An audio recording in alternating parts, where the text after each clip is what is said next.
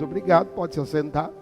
Nós estamos estudando o livro de Apocalipse e eu acho que não tem momento mais apropriado do que esse de nós falarmos do livro de Apocalipse. Por quê? Porque, especialmente no início da quarentena, nós vivemos um cenário muito parecido com a grande tribulação. Muito parecido. Por quê? Porque fomos proibidos de cultuar. Podemos dizer isso. Houve até mesmo uma resistência com a própria igreja de retornar os cultos. Outras coisas foram liberadas, mas nós tivemos até que, entre aspas, pressionar para que pudéssemos retornar a cultuar. Então, tivemos esse cenário de ter que ficar em casa, proibidos de cultuar, pessoas sendo presas das praças, né? A tentativa de ter leis de controle. Eu não sei se você sabe disso. O seu celular hoje é a maneira pelo qual o anticristo vai dominar você. Está amarrado, né? Quem vai ser arrebatado aqui, diga amém. Mas se você ficar, eu já vou dar a dica. A dica é que ele vai te controlar pelo celular. Entendeu? Então, quando você baixa um aplicativo lá, já vem uma mensagem. O aplicativo quer ter acesso à sua câmera. Não, deixa eu te falar. Tem gente vendo aí o culto aqui, ó, sem permissão. Tem gente vendo você na sua casa sem você saber que está vendo você. Entende? Porque está caminhando para o fim das coisas. E é por esse motivo que eu estou ministrando, ensinando Apocalipse para você. Porque o livro de Apocalipse trata do fim das coisas. Divinamente ele foi colocado no final da Bíblia. No final da Bíblia. Por quê? Porque ele é a conclusão de todas as eras. Se não houvesse o livro de Apocalipse na Bíblia, a Bíblia seria incompleta. Por isso precisamos entender o livro de Apocalipse. Essa falácia que existe aí fora de que Apocalipse é um mistério, é mentira, porque a própria palavra Apocalipse significa revelação. Então diga para o irmão que está do seu lado, Apocalipse, você pode gritar, porque ele está longe, né? Então não é nem falar, é gritar. Então grita aí para o seu irmão, Apocalipse significa revelação. O que é que significa Apocalipse? Amém? Então o propósito de Deus não é esconder, o propósito de Deus é revelar. É revelar. Então quando um pastor diz para você que é impossível entender Apocalipse, é mentira. Mentira. Porque o próprio livro se explica ao estudá-lo, e aquilo que ele não explica em si mesmo, o resto da Bíblia explica. Porque essa é uma regra de interpretação da palavra de Deus. Qual que é a regra, pastor? É um princípio chamado que a Bíblia explica a Bíblia. Deixa eu te falar, não é professor de faculdade, não é quem tem mestrado na faculdade e doutorado que interpreta a Bíblia. Quem interpreta a Bíblia é o Espírito Santo, amém, irmãos? E o Senhor dá a unção do Espírito para homens interpretar a palavra de Deus. Então nesses dias nós vamos interpretar esse livro maravilhoso, riquíssimo, chamado Apocalipse. E nós estudamos até agora apenas 2 capítulos. Nessa jornada, às vezes vamos ter que, por tema, tomar 2, 3, até mesmo 4 capítulos, porque senão nós não encerramos esse ano. E o meu objetivo é encerrar no final do mês de junho para você. Agora, o livro tem uma divisão. Eu disse na primeira mensagem para você, ele é dividido em 3 partes. A primeira parte é o capítulo 1, do qual nós já estudamos. E o capítulo 1 apresenta Jesus glorificado. Jesus ali tem os olhos como chamas de fogo, diz a palavra, diz o capítulo 1. Jesus tem voz como voz de muitas águas. Então o capítulo 1 apresenta Jesus glorificado. É a primeira divisão do livro, é a primeira parte. A segunda parte são os capítulos 2 e 3. São as 7 igrejas do Apocalipse, da qual nós estamos estudando agora. E a partir do capítulo 4, o negócio vai começar a pegar. Por quê? Porque a partir do capítulo 4, nós vamos iniciar domingo que vem, é a apresentação das coisas que hão de vir. Que hão de vir. Então presta atenção aqui. Deus revelou para nós como serão as coisas num futuro que eu acredito que é breve. É breve. Então veja, quando estudamos capítulo 2 e capítulo 3, as 7 igrejas, por que estudamos esses capítulos? Porque veja, quando o Senhor ordenou a João que escrevesse as 7 cartas, as 7 igrejas que estavam na Ásia Menor, eram igrejas locais que existiam naquela época. Inclusive essas cidades ainda existem hoje. Só que aquela região chamada Ásia Menor hoje se chama Turquia. Existe turismo religioso para lá. Eu gostaria muito um dia de ir lá, nesses 7 lugares, e conhecer aonde eram as 7 igrejas. Quando o Senhor mandou que João escrevesse essas 7 cartas, ele estava tratando de problemas que existiam nessas igrejas. Mas também o Senhor estava revelando profeticamente a história da igreja no tempo. Então cada igreja representa um período histórico no tempo. É por isso que é 7. Por quê? Porque o número 7 na Bíblia significa plenitude. Os irmãos me ajudem com as crianças, tá? Os servos aí, os nossos voluntários, pode pegar criança, às vezes lá também para a tenda, não tem culto, mas às vezes acaba tirando a atenção. Então veja, olha para cá, preste atenção. O número 7 na Bíblia significa plenitude, algo feito de maneira completa. É um ciclo completo.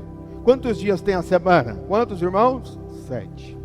A semana, para se completar, tem que ter quantos dias? 7 dias. Mas na Bíblia o número 7 é a soma de 3 mais 4.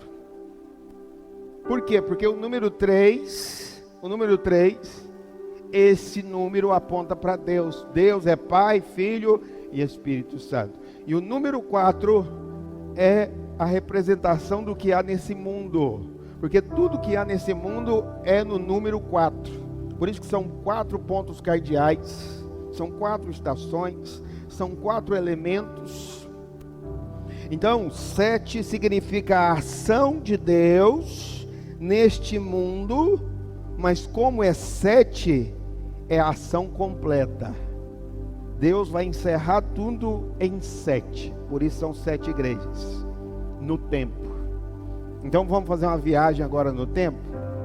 Diga aí para o irmão que está do seu lado. Vamos entrar na máquina do tempo agora. Primeira igreja, qual que é? Éfeso. Ela representa a igreja do 1º século, a igreja dos apóstolos. A segunda igreja, qual que é? Esmirna. É a igreja do 2º e do 3º século. A terceira igreja, qual que é? Pérgamo. A igreja do 4º século. A quarta igreja é Tiatira. É a igreja que tem o maior tempo na história. Maior tempo, 1100 anos. É a igreja da Idade Média, chamada Tiatira. Então nós já pulamos aí 1500 anos na história. E aí nós chegamos na 5ª igreja, chamada Sardes. É a igreja do século 16 e do século 17. E a 6ª igreja, qual é o nome, meus irmãos? Filadélfia. É a igreja do século 18 e 19. E agora nós temos a última, encerrando o ciclo de 7. Qual que é a última igreja? Laodiceia. E que igreja é essa de qual tempo? Século 20 e século 21. Então deixa eu te contar, nós estamos no fim da história, meu filho. Entende? Então, quando você olha para a Bíblia aponta o tempo em que você está. Ninguém diz amém por isso aqui, não? Que livro extraordinário, que livro poderoso é esse livro. Então, qual que é a igreja desse tempo? Laodiceia. Significa que Jesus está muito perto de voltar. Diga Maranata. Diga, ora vem, Senhor Jesus. Então, por isso estamos estudando esses 2 capítulos, 2 e 3. Porque também ele nos apresenta, os dois nos apresenta quem é o crente vencedor. Porque existem crentes que são salvos. Todo crente é salvo. Então todos aqui são salvos. Quem é salvo, diga glória a Deus. Mas nem todo salvo é vencedor. Pastor, como eu sei quem é salvo e vencedor e quem é apenas salvo? Estudando as 7 cartas do Apocalipse, capítulo 2 e 3. Nós vemos, através das críticas que o Senhor faz para aquelas igrejas e também pelos elogios que Ele faz a cada uma, nós vemos então quem é o vencedor. E é por isso que estamos estudando. No domingo passado, nós fomos até o capítulo 2, onde tem 4 igrejas: Éfeso, Esmirna, Pérgamo e Tiatira. Hoje, então, eu vou falar das últimas 3 para você, que é Sardes, Filadélfia e também Laodiceia. Então, pegue sua Bíblia, capítulo 3 de Apocalipse. Vamos ler o capítulo 3.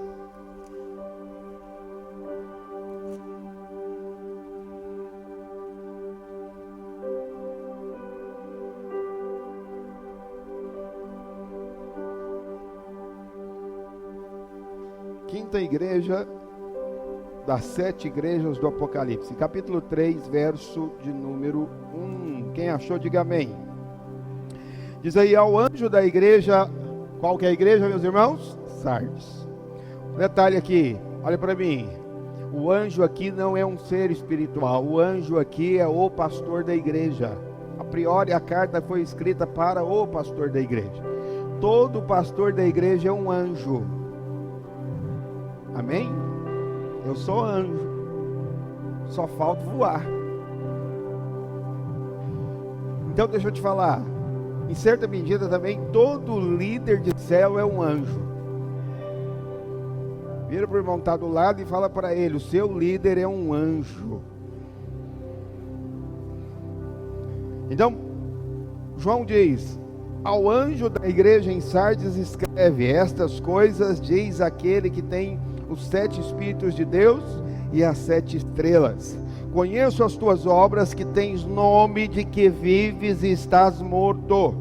Sê vigilante e consolida o resto que estava para morrer, porque não tenho achado íntegras as tuas obras na presença do meu Deus. Lembra-te, pois, do que tens recebido e ouvido, guarda-o e arrepende-te.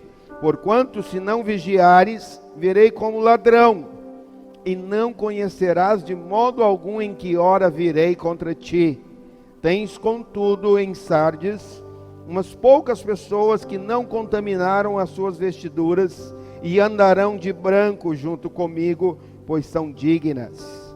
O vencedor será assim vestido de vestiduras brancas, e de modo nenhum apagarei o seu nome do livro da vida.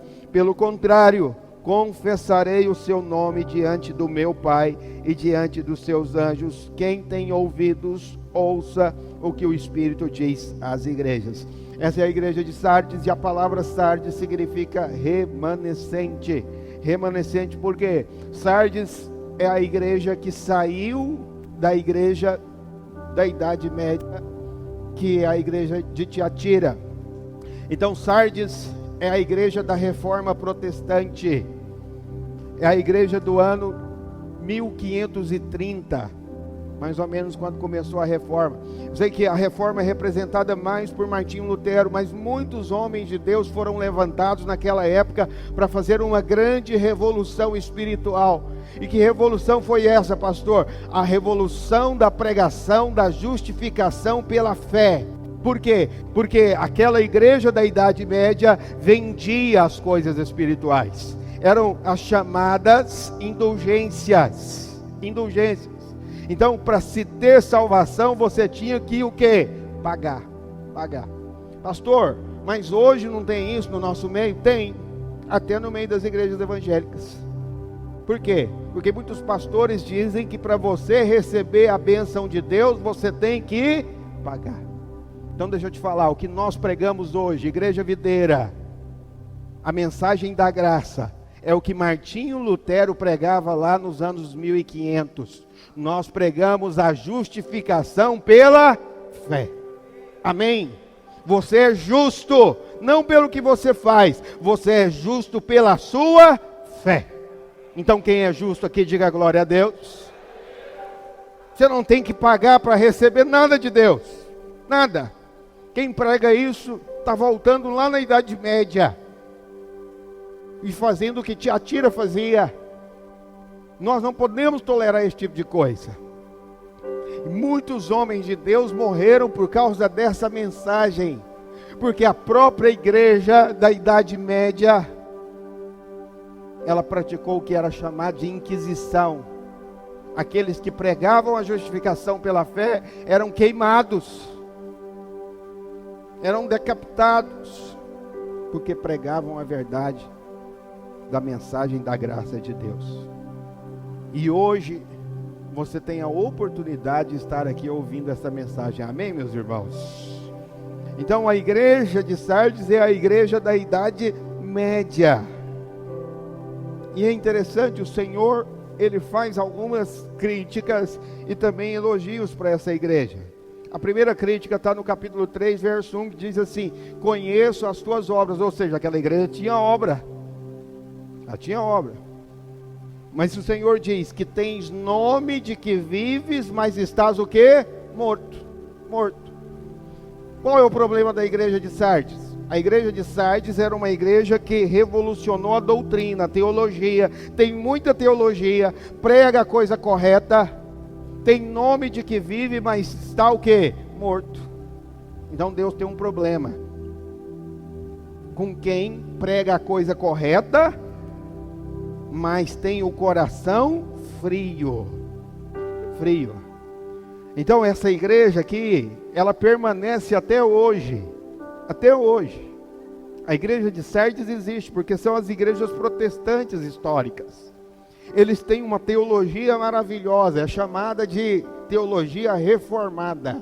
Você vai encontrar muito isso na internet. Gente falando assim: nós somos reformados. Porque prega a coisa correta, mas é frio de coração. Por isso o Senhor fala: vocês têm nome, mas é morto. E aqui nós temos um outro problema diante de Deus. Qual que é o problema? É o problema de ter nome, mas não ter realidade espiritual. Isso me faz lembrar uma visita que eu fiz para uma igreja. Ela não é histórica, mas serve para dar analogia para você. Ela é uma igreja que tem nome no mundo inteiro. É uma igreja de grife. É a igreja de grife. Um nome muito forte. Visitei a igreja. No Instagram, é um negócio maravilhoso, lindo e poderoso. Você fica até com a expectativa de ir lá e ser tocado por Deus.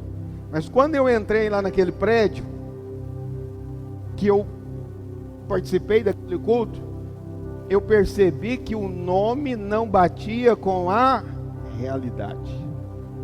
Então Deus, Ele tem um problema com aqueles que valorizam o nome, mas não tem espiritualidade. Cuidado com isso. Porque o que Deus quer é que você tenha realidade. Não tem problema ter nome. Eu me lembro quando eu cheguei aqui há 10 anos atrás, nós tínhamos apenas 3 membros. 3 membros. Fora eu e minha esposa, claro, e minhas filhas. E eu fazia muitas visitas, porque eu não tinha uma rotina na igreja, porque nem tinha gente na igreja. Então eu fazia muitas visitas, sistemáticas até. E eu me lembro que eu visitava e a pessoa perguntava para mim assim: qual que é o nome da sua igreja? Qual que é o nome? E eu falava: Videira. E muitos perguntavam assim: como é que é? Vidreira? Que igreja que é essa? Vidreira. E eu tinha que explicar para eles. Porque não tinha nome. Hoje nós já temos um nome na cidade. Temos um nome na cidade. Não sei aqui, se você sabe, aqui na frente tem uma confeitaria de uma mulher muito conhecida na cidade. E você sabe, ela tem nome na cidade. Mas é engraçado que no Instagram, para anunciar a inauguração, ela falou: de frente à igreja. Fala o nome da sua igreja aí. Videira.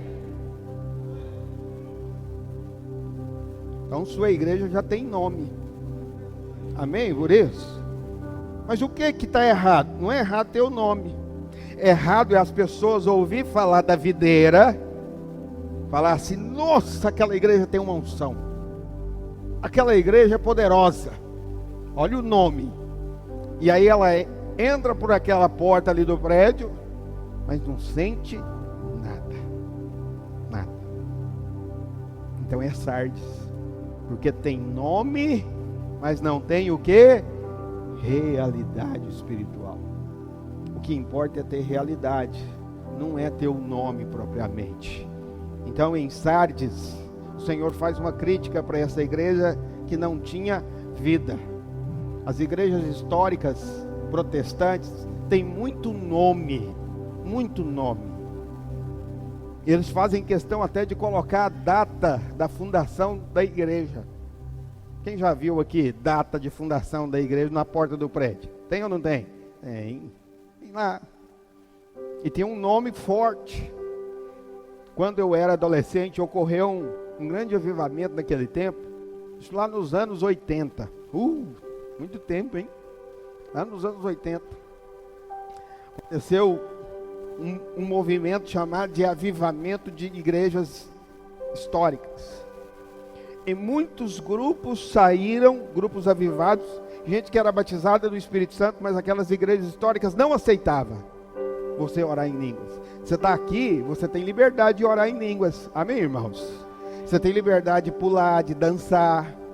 Mas naquele tempo, nós que éramos das igrejas históricas, éramos proibidos.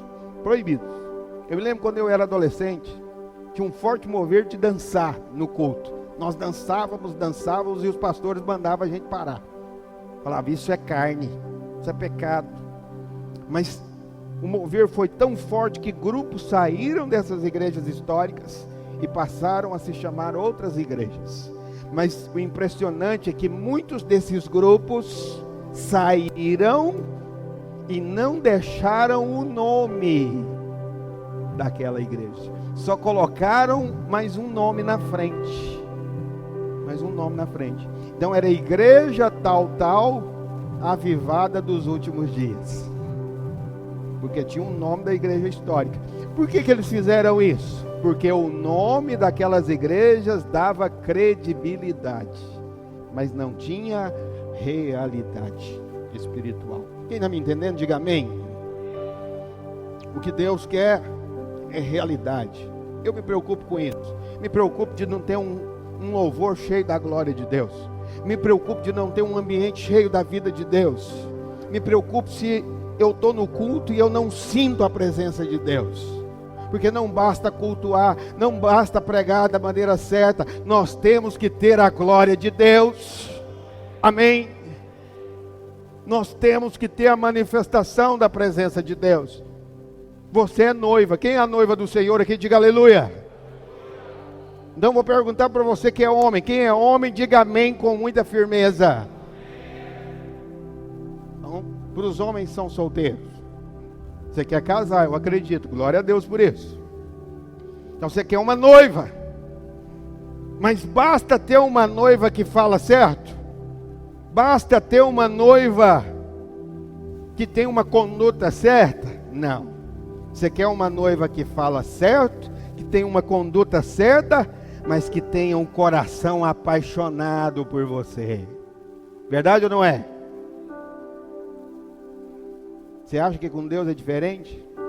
Deus quer a teologia correta.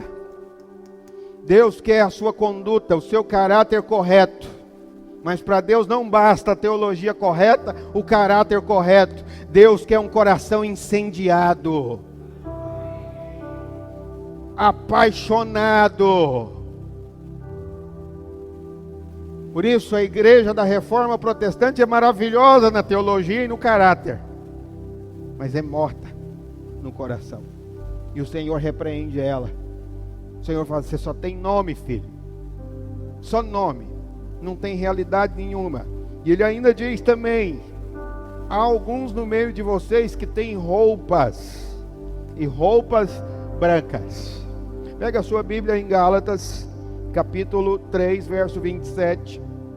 Quero ler um texto para você, para ensinar esse princípio da roupa. E aqui eu não vou falar propriamente da roupa que você veste, mas do princípio espiritual chamado roupa na Bíblia. Roupa na Bíblia é algo espiritual. Segundo a Bíblia, todo crente precisa ter duas roupas. Duas roupas. Alguns têm apenas uma, outros têm duas roupas espirituais. A primeira roupa está descrita aqui em Gálatas capítulo 3, verso 27. Paulo diz assim: porque todos quantos fostes batizados em Cristo, de Cristo vos o que? Revestistes. Esse batismo aqui não é o batismo nas águas. Paulo está falando da salvação. Paulo está dizendo que no dia que você foi salvo, você foi o que? Revestido. Uma roupa, uma vestimenta foi lhe dada. Por quê? Porque quando Adão e Eva caíram, diz lá em Gênesis capítulo 3, que por causa da condenação, da acusação, da quebra da lei, do mandamento, eles se sentiram envergonhados porque estavam nus. E se esconderam, mas fizeram roupas para si. E as roupas foram feitas de folhas de figueira.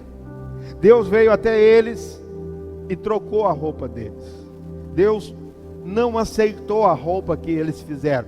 Deus matou um animal, diz o texto, tirou a pele do animal, derramou o sangue do animal, tirou a pele do animal e fez uma roupa para cobrir a nudez de Adão e Eva. Ali você encontra a história da redenção. Cristo é o Cordeiro que derramou o seu sangue para tirar a sua pele, para cobrir a nudez do seu pecado. Você agora está coberto diante de Deus. Amém?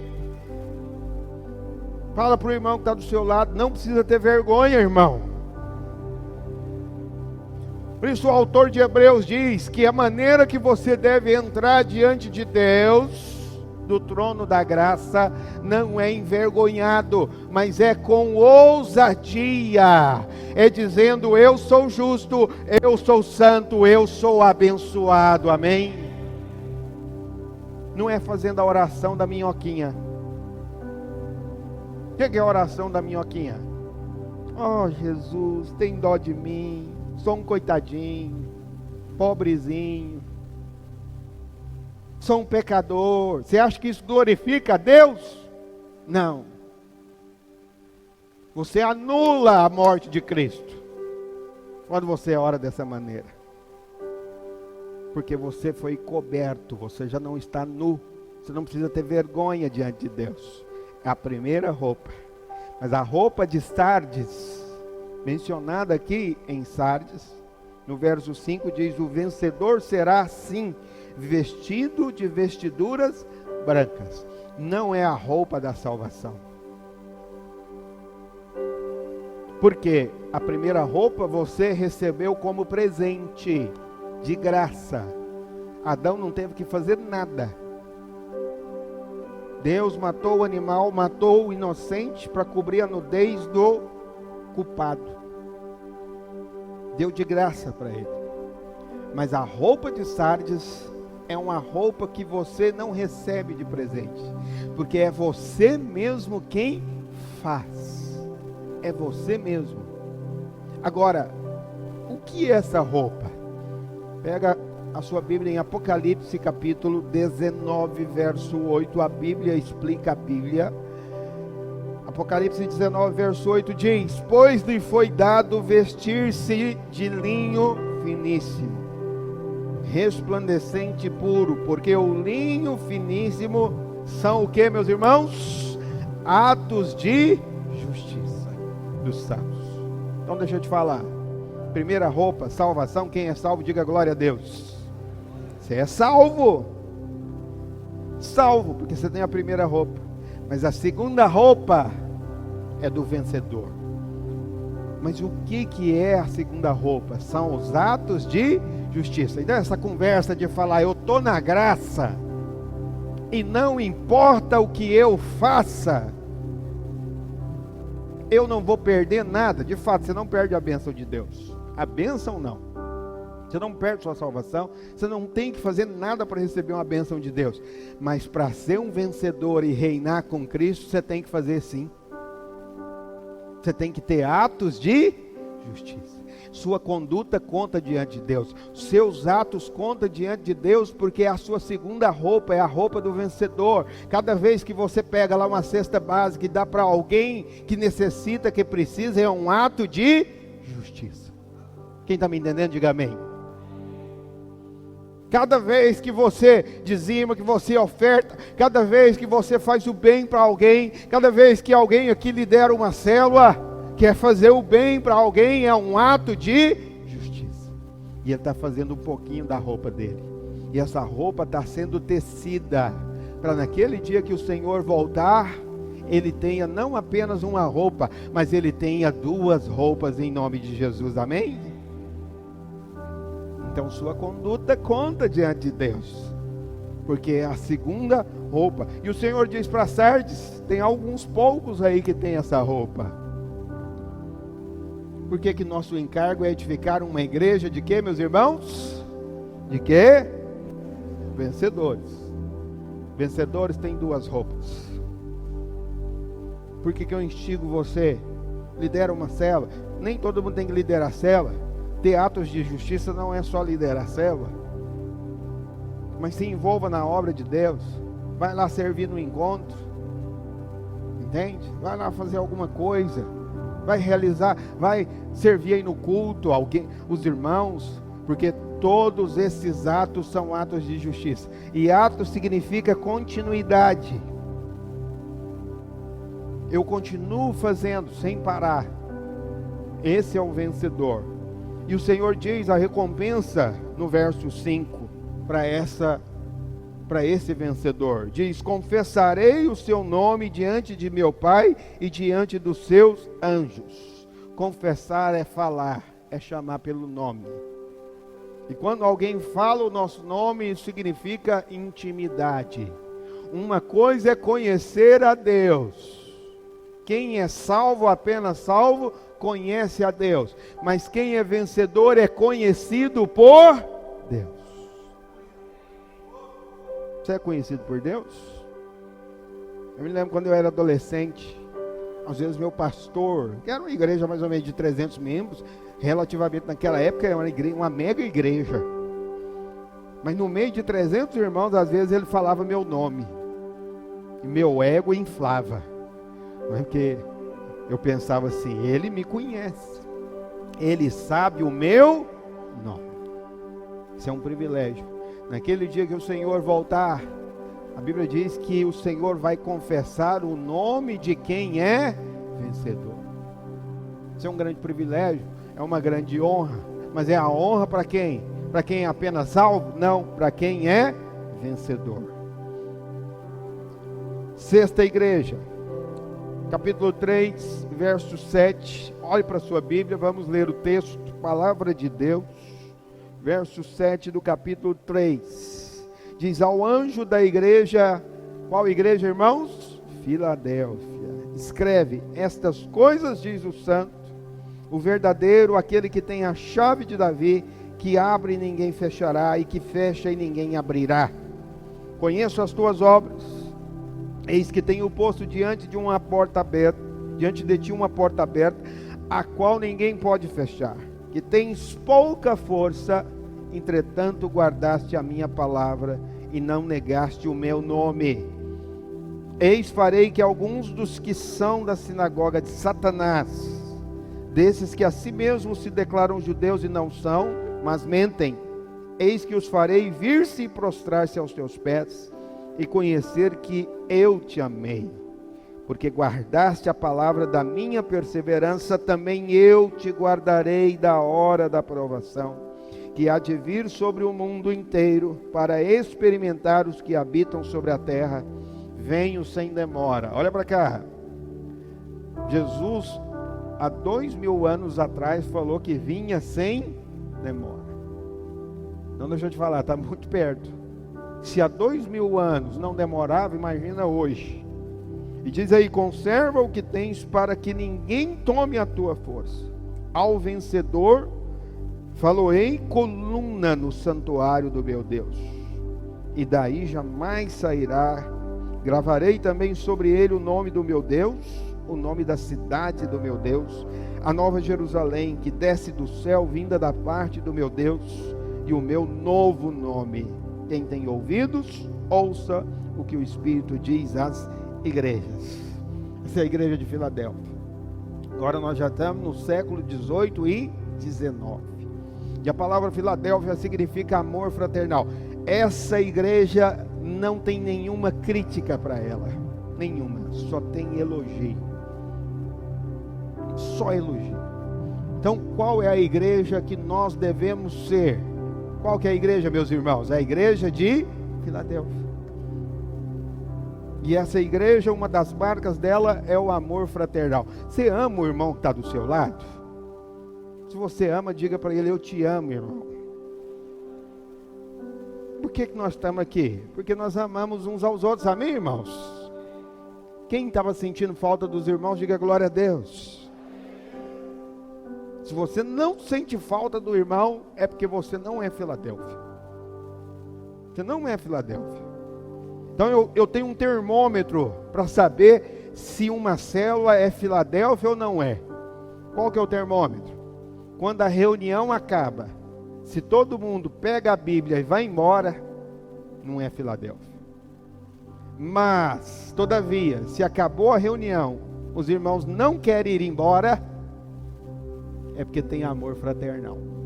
É Filadélfia. Se chega no ponto do anfitrião jogar sal atrás da porta, está amarrado, né? Essa mandinga aí.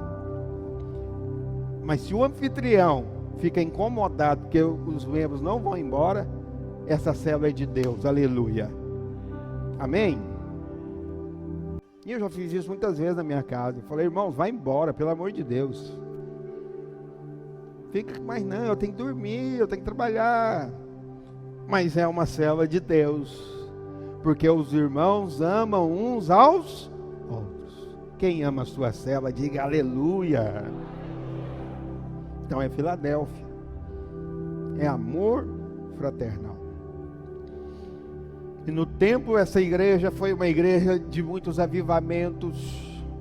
Homens como John Wesley, Charles Finney, Charles Spurgeon. Há uma história sobre, a unção era tão grande, era um negócio fenomenal, que há uma história que diz que Charles Finney entrou um dia numa fábrica com milhares de trabalhadores. E ele não foi lá para pregar, ele foi lá para fazer algo. Mas havia uma unção tão grande na vida dele que quando ele entrou, as pessoas começaram a chorar, se arrependendo dos seus pecados. E naquele dia, num local de trabalho, virou um avivamento. Entende? Essa é Filadélfia, uma igreja que tem pouca força, não tem nome, como Sardes, não tem grife, mas tem realidade espiritual, tem unção, tem vida, tem poder de Deus, amém, meus irmãos? E aquela igreja se esparramou pelo mundo inteiro. Muitos movimentos naquele tempo, chamados movimentos de pietismo. Por quê? Sardes era uma reforma só da teologia. Mas Filadélfia saiu de Sardes e falou: nós não queremos só teologia, nós não queremos só pregação bonita, nós queremos vida com Deus. E eles começaram a ensinar que os crentes deveriam ter um tempo todos os dias chamado devocional. Esse foi o tempo dos devocionais, onde as pessoas tiravam um tempo do dia, lia a Bíblia e orava, porque tinha intimidade com Deus. Quem é Filadélfia? É quem tem intimidade com Deus, é quem busca relacionamento vivo, íntimo com o Senhor. Essa é Filadélfia, e o Senhor só faz elogio para essa igreja. O Senhor diz: guardaste a minha palavra. Olha para cá, ser Filadélfia é guardar a palavra de Deus no seu coração. Teologia é importante sim, doutrina é importante sim, ainda mais no nosso tempo, porque nós temos visto pregadores hoje, entre aspas, moderninhos, inteligentinhos, dizer que a Bíblia não é a palavra de Deus. Seja anátema, seja amaldiçoado aquele que nega a palavra de Deus, porque nós somos daqueles que guardam a palavra de Deus. Amém? Nós somos pela palavra. Pastor que nega a palavra ou prega qualquer coisa fora da palavra é pastor caído, é alguém enviado de Satanás para destruir você. O Senhor diz: guardaste a minha palavra. Você sabe, nós somos conhecidos, para a glória de Deus, como igreja da palavra. Amém? Fala para o irmão do lado: a videira é a igreja da palavra. Amém? A igreja da palavra, do ensino da palavra. Mas não queremos ser só da palavra, queremos ter um coração apaixonado. E o Senhor diz: vocês guardaram a minha palavra, não negaste o meu nome. Não negaste o meu nome. Quem é o vencedor? Não nega a palavra, mas não nega o nome. Você sabe, eu faço uma reflexão nesses dias. Eu acho que toda essa pandemia está revelando a realidade dos crentes do nosso tempo. Está revelando. Porque tem crente medroso. E é um medo pavoroso. Qual que é o medo? Medo de morrer. Pergunta ao irmão que está do seu lado: você tem medo de morrer, irmão? Mas preste atenção, se morrer, você vai para onde? Tem certeza?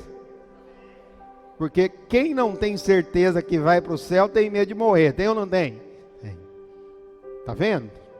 Por que tem esse medo todo? Pastor, mas o senhor está ensinando a gente a ser imprudente? Não. Existe uma diferença entre ter medo e ter prudência. O que é ter prudência? Lava a mão na porta do prédio, joga o álcool em gel na sua mão, bota a máscara, fica aqui dentro, mas não fique com medo.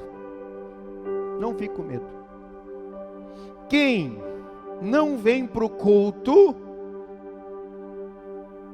porque teme morrer da doença, é porque não tem prudência, porque prudência você tem. Amém? Ele tem, na verdade, é o quê? Medo. Então eu fico pensando, a reflexão é essa: se tem medo de morrer desse tanto, quando o anticristo manifestar, se ficar, não for arrebatado, se chegar ao ponto que vai chegar, na verdade, de dizer o seguinte: ou você nega o nome, ou você morre. Já negou. Já está negando, porque o anticristo já está mandando nele, falando: fica na sua casa, e ele obedece. O anticristo já está dando as caras, meu filho. Já está aparecendo. E está falando: fica na sua casa que eu estou mandando. E você aceita tudo, caladinho, sem nenhuma resistência, sem nenhum questionamento. Eu fico pensando, se não for arrebatado, quantas pessoas nessa realidade vão negar o nome? E a Bíblia diz aqui: vencedor em Filadélfia é aquele que não nega o nome, é aquele que persevera. E o Senhor dá uma recompensa para o vencedor nessa igreja. O Senhor diz assim no verso 10: eu guardarei você, vencedor, da hora da provação que virá sobre este mundo. Olha para cá, o que é a hora da provação?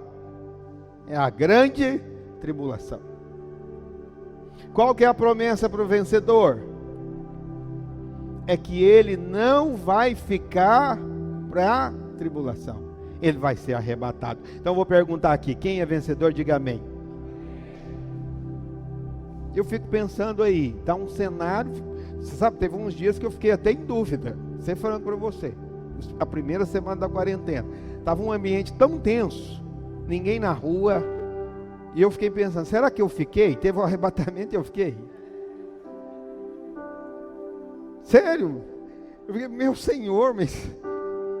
Você sabe que nos filmes eu falo isso, nos filmes de arrebatamento, a igreja quase toda é arrebatada e o pastor fica. E eu fiquei pensando, será que nós ficamos? Pergunta o irmão do lado aí, será que nós ficamos, irmão?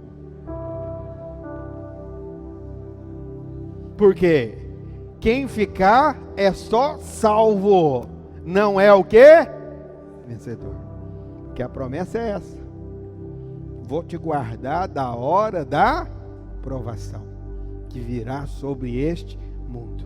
E diz o verso 12, eu te farei coluna do santuário. O que é a coluna? A coluna, ela aponta para uma posição de destaque numa construção. Você está olhando aí, você não vê tijolo nenhum, mas você está vendo o que? Coluna. Coluna é destaque. O Senhor está falando, você vai ter destaque quando eu voltar. E quando vai ser esse destaque? No reino. Agora, eu ensino isso com muita convicção. Só vai ser coluna lá no reino quem já é coluna aqui. Tire essa ideia de que a morte muda tudo na sua vida. Tem gente que pensa isso, quando eu morrer, eu vou ser 100% santo. Não. Você ressuscita do jeito que você morreu, filho. Se você é coluna aqui, você vai ser coluna lá. E quem é coluna aqui? Eu questiono para você. Muitos irmãos, acredite, não estão firmados propriamente em mim, mas eu represento Cristo para eles. Se eu caio, eu derrubo um monte de gente comigo. Por isso eu tenho que zelar, porque eu sou coluna. Se a coluna cai, a parede cai também. E eu fico questionando. Existem pessoas que estão amparadas em você, que você se tornou referência de fé para elas. Quem é líder de célula aqui? Levanta a mão e diga amém. Presta atenção no que eu vou te falar, líder. Cuidado quando você desiste do seu ministério. Cuidado. Por quê? Porque muitas pessoas podem esfriar porque você desiste. Porque você é uma coluna. Uma coluna. Você sustenta outros. E quem é coluna aqui, vai ser coluna lá. Essa é a promessa para o vencedor. Quero chamar os irmãos do louvor. E eu vou falar da última das 7 igrejas, a igreja de Laodiceia. Vamos falar a sequência. A primeira igreja qual que é? Éfeso. Segunda igreja? Esmirna. Terceira igreja? Pérgamo. Quarta igreja? Tiatira. Quinta igreja? Sardes. Sexta igreja? Filadélfia. E a 7ª igreja qual que é? Laodiceia. Então, olha aqui. Sardes saiu de Tiatira, Filadélfia saiu de Sardes, e Laodiceia saiu de onde? Filadélfia. Quem é Laodiceia? A igreja mais criticada de todas pelo Senhor é Laodiceia. E quem é Laodiceia? Laodiceia é uma igreja que um dia foi Filadélfia. É o crente que um dia foi apaixonado, incendiado, cheio de devoção pelo Senhor, mas em algum momento ele se esfriou, ele parou. E é por isso que o Senhor dá uma mensagem dura para essa igreja. Olha para a sua Bíblia aí, no verso 14, vamos ver essa mensagem. diz: ao anjo da igreja, aonde, meus irmãos? Laodiceia. Escreve: estas coisas diz o Amém, a testemunha fiel e verdadeira, o princípio da criação de Deus. Conheço as tuas obras, tem obras também, que nem és frio nem quente. Quem dera fosses frio ou quente. Assim, porque és morno, e nem és quente nem frio, estou a ponto de vomitar-te da minha boca. Pois dizes: estou rico e abastado, e não preciso de coisa alguma. Arrogância. E nem sabes que tu és infeliz, sim, miserável, pobre, cego e nu. Aconselho-te que de mim compres ouro refinado pelo fogo, para te enriqueceres, vestiduras brancas para te vestires, a fim de que não seja manifesta a vergonha da tua nudez, e colírio para ungires os olhos, a fim de que vejas. Eu repreendo e disciplino a quantos amo. Você acha que a graça te exime de Deus te disciplinar? Engano seu. Diz aí: ser, pois, zeloso e arrepende-te. Eis que estou à porta e bato. Se alguém ouvir a minha voz e abrir a porta, entrarei em sua casa e cearei com ele e ele comigo. Ao vencedor dar-lhe-ei sentar-se comigo no meu trono, assim como também eu venci e me sentei com meu Pai no seu trono. Quem tem ouvidos, ouça o que o Espírito diz às igrejas. Olha que coisa forte.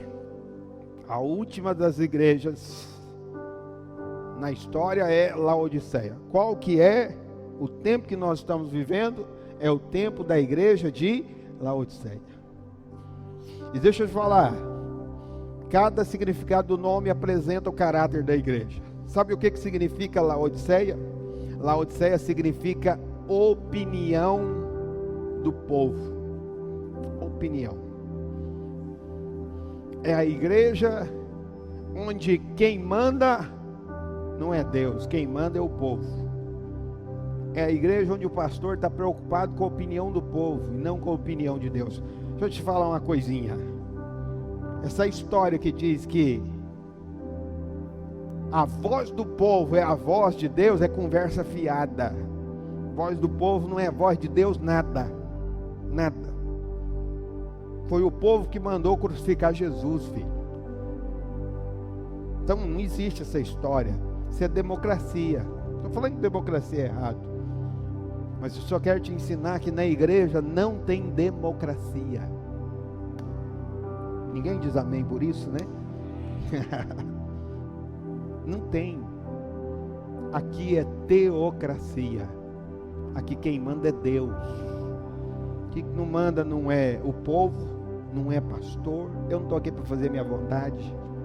Você é enganado se você pensa que eu estou aqui para fazer minha vontade, fazer capricho meu. Não, eu estou aqui para fazer a vontade de Deus. Tem gente que é assim porque ele vive no capricho dele, achando que o pastor tem que fazer a vontade dele. É por isso que essa igreja, o Senhor fala para ela: você não é quente e você não é nem o que? Frio. Porque você não é Tiatira, você não é Sardes, mas você também não é Filadélfia. Você é um negócio no meio. Você é temperada.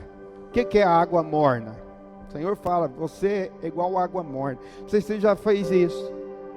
Você já às vezes pegou lá um resto de coca. Quem gosta de coca aí, diga amém. Você pega lá um resto de coca com muita sede. E você vai assim, com aquela ânsia, né, de beber aquele negócio e matar a sua sede. Quando você vira assim, tá morno. O que você faz? Deus falou para essa igreja: porque você não é nem crente nem frio, eu estou a ponto de vomitar. E a água morna, nesse sentido, ela apresenta o que essa igreja é. Por quê? Água morna é a água temperada, equilibrada. Quando você vai lá tomar banho, a maioria das pessoas gosta de água morna. Pouca gente gosta ou de água quente, quente, quente. Minha mulher gosta de água quente, quente, quente. E aí, o que acontece? Tem gente que gosta de água fria. Mas são casos extremos, 8 ou 80. A maioria gosta de água morna. Dá uma equilibrada lá no chuveiro. Então, quando um crente fala assim, eu não sou fanático, eu sou equilibrado. Ok, se isso verdadeiramente é uma prudência, tudo bem. Mas se isso que você fala de ser equilibrado só é medo de desagradar os outros, porque você é isentão, você não se posiciona nunca, você é só o centrão que dá problema para o país inteiro, entende? Então tem um problema, você tem um problema com Deus, você tem um problema com Deus. Por quê? Porque Deus quer que você se posicione. Eu ensino isso para os meus pastores. Pastor verdadeiro tem que ser 8 ou 80. Se não tem alguém que odeia um pastor, esse pastor não é de Deus. Mas também tem que ter gente que ama, senão ele não é de Deus. Tem gente que me odeia, filho. Eu vou te falar, tem gente que não gosta de mim dentro da minha igreja. Compreende isso? Por quê? Porque eu me posiciono. Eu não quero ser Laodiceia. E sabe, nós vivemos o tempo de Laodiceia. A igreja que tem que agradar todo mundo. É a igreja do Instagram. Agora deixa eu falar um pouquinho disso aqui para você. É a igreja que é mentirosa. Porque na foto é tudo fachada. No textão é tudo conversa fiada. Não tem realidade espiritual. Não tem. Pastor, é errado fazer textão, é errado colocar foto. Não, nós fazemos isso aqui na igreja. Errado é quando se faz tudo isso. Tudo isso, na realidade, é só para tentar agradar os outros. Está querendo agradar. É igual eu falo. Parece que se não coloca alguma coisa no Instagram hoje, parece que ela não aconteceu. Então deixa eu te explicar. Nós estamos dando cesta básica aqui para os irmãos na igreja. Mas a gente não colocou no Instagram. Como muitas igrejas só junta a cesta básica para ir lá entregar, para tirar foto, gravar vídeo e postar. Porque é Laodiceia. Está fazendo isso porque virou empresa. Tem que concorrer para ganhar membro das outras igrejas. E tem que fazer o gosto do freguês. O pastor tem que agradar, porque às vezes tem irmão que chega para mim e fala: pastor, o irmão vai sair da igreja, pastor. Faz alguma coisa. Olha, estava ensinando para os irmãos ontem de uma banda aqui da igreja. Eles queriam fazer algo aí que se associava com algo que não é aprovado por Deus.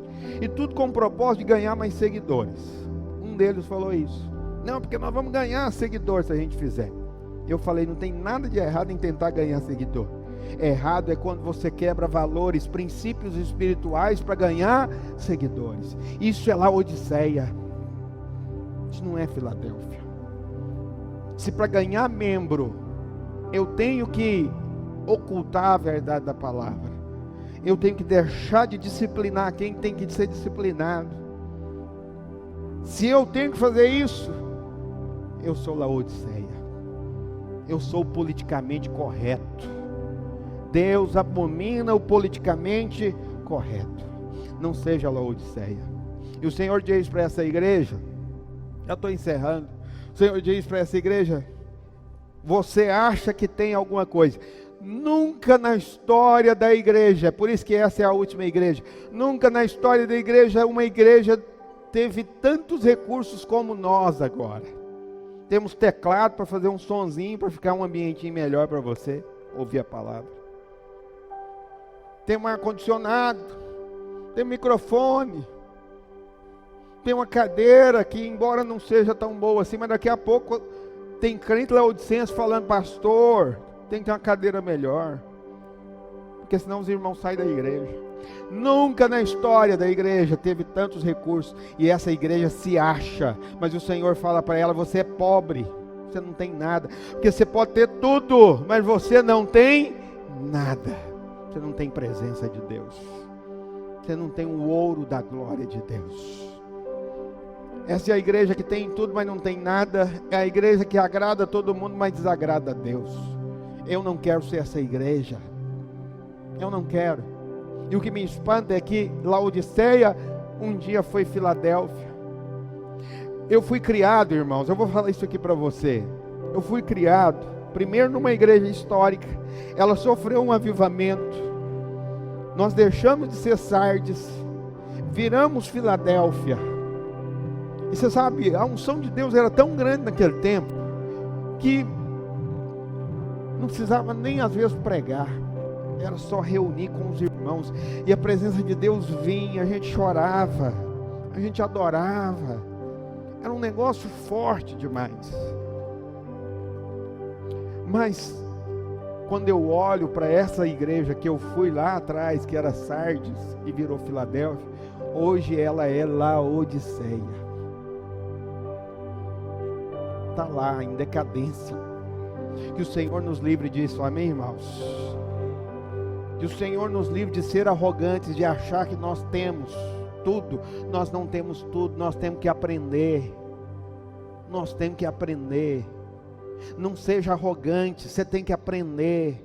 Nunca fale, eu já sei. Você não sabe, entra para o cursão, entra para o CTL, porque você não sabe. Ah, eu já fiz curso, eu já fiz seminário. Não seja um crente laodicense, arrogante. E o Senhor fala, compra colírio. E o colírio aponta para enxergar, e enxergar na Bíblia é revelação. Mais do que nunca, essa geração é de pregadores sem revelação da palavra de Deus. Os pregadores de hoje são os pregadores motivacionais. Os pastores pregam autoajuda no púlpito, não prega a Bíblia, não tem revelação da Bíblia. E o pior de tudo, tem gente batendo palma para eles. Por quê que bate palma? Porque esse é o tempo de Laodiceia. O crente que não conhece a glória de Deus. Como aquela canção lá que diz, né? Quem um dia entrou no Santo dos Santos, não sabe mais contentar com outra coisa. Se contenta com isso aí fora é porque nunca conheceu a glória de Deus. Então eu te desafio a ser Filadélfia. Amém? Nosso encargo é edificar uma igreja de vencedores. Nós não vamos parar, amém, irmãos? Nós vamos seguir. Nós vamos caminhar buscando a glória de Deus. Fique de pé no seu lugar.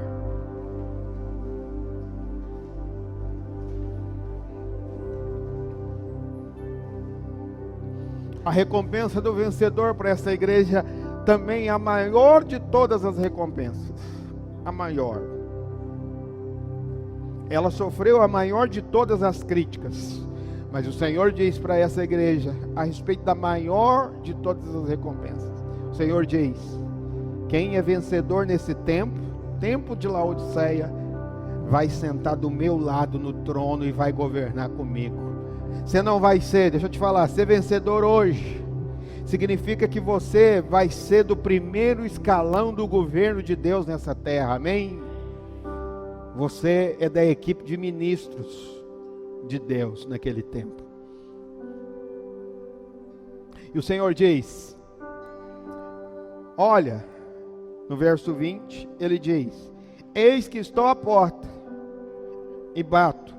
Se alguém ouvir a minha voz e abrir a porta, entrarei em sua casa e cearei com ele e ele comigo. Ah, isso é demais. Por quê? Existem pastores que pegam esse texto e pregam para ímpio, mas esse pastor não é para esse texto não é para ímpio, esse texto é para a igreja. Ele está falando para a igreja. Mas que igreja é essa? Que todo mundo entrou para dentro dela, só a analogia do prédio, todo mundo entrou para o prédio, mas Jesus ficou de fora. E ele está batendo na porta e falando, deixa eu entrar. Mas os servos estão falando, não entra, você não pode. Essa é a igreja de Laodiceia. Entra todo mundo, só não entra Cristo. E o Senhor diz, estou batendo a porta. Abre. Se você abrir, eu vou sentar e vou comer com você. Eu vou ter comunhão com você. Eu vou ter relacionamento com você. Eu vou ter intimidade com você. Eu vou ter amizade com você. Esse é o vencedor. Comer junto fala de amizade. O judeu não comia com o gentio. Ele só comia com um judeu. Alguém da natureza dele. Por isso comer na Bíblia é comunhão, é relacionamento. Deus tem nos chamado nesses dias, irmãos. Presta atenção no que eu vou te falar. Você tem que aprender a ouvir Deus nas situações. Deus está falando com o mundo nesses dias. Ele está falando que Ele está voltando, mas Ele está falando com a igreja também. E o que Ele está falando com a igreja? Você não tem mais tempo para relacionar com Deus. Você só tem tempo para trabalhar, você só tem tempo para estudar, mas você não tem tempo para mim, diz o Senhor. Eu estou batendo na porta do seu coração e estou querendo entrar para ter intimidade com você. Esses são dias do Senhor restaurar a nossa intimidade com Ele, amém, irmãos? Feche os seus olhos, põe a mão no seu peito, comece a orar e dizer, Senhor, eu quero ser Filadélfia, eu não quero ser Laodiceia. Ó Senhor Jesus, ó, abra sua boca e ore, irmão, clame, deixa o seu coração ser expressado por sua voz. Oh Espírito Santo, vem Senhor, vem Jesus.